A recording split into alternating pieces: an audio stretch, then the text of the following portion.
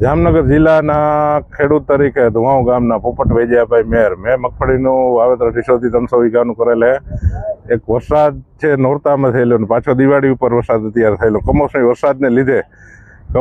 વરસાદને લીધે ખેડૂતોને મગફળીને પાથરા પલળી ગયા અને ઉગવાની શક્યતા પૂરેપૂરી મગફળી ઉગી પણ જશે.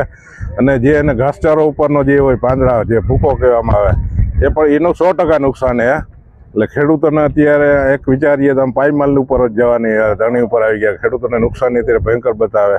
અને પાછો કમોસમી વરસાદને લીધે પાછલા જે વાવેતર થાય એ લેટ થશે. ઘઉં થાય, જીરા થાય, જે વાવેતર ચણાના વાવેતર થાય જે 15 થી 20 દિવસ પછી ખેતરો ખાલી થાય તો ખેડૂતોને વાવવા માટે પણ અડચણરૂપ થયેલી. એટલે મારે સરકારને બીજી એક દરખાસ્ત કરવાની કે આપણે નવો ટેકનોલોજીની મશીનરી લઈ આવીએ, ફોરેનને તો આપણા દેશમાં બનાવીએ, આત્મનિર્ભર થઈને આપણા દેશની અંદર મશીનરી એવી બનાવીએ કે 200 થી 300 વીઘાની મગફળી હોય તો 2 દિવસની અંદર એનો નિકાલ આવી જાય.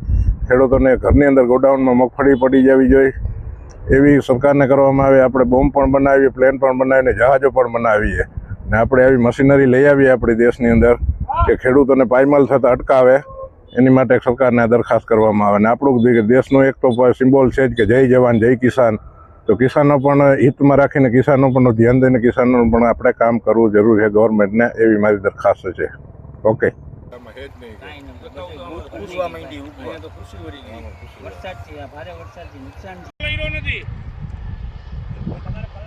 જામનગર જિલ્લાના જામનગર તાલુકાના ધુવાઉ ગામના એક ખાતેદાર ખેડૂત કાનજીભાઈ ઉદ્ધવજીભાઈ પરમાર આજે જે કમોસમી વરસાદ થયો છે, વરસાદની અંદર તમામ ખેડૂતોને ભયંકર નુકસાન ગયું છે. ખાસ કરીને મગફળી અને કપાસ, જુવાર આ તમામ જે પાકો છે એ પાકી જવાના આરે હતા. એટલે તમામ પાકોને ખેડૂતોએ મગફળીને બહાર કાઢી લીધી છે.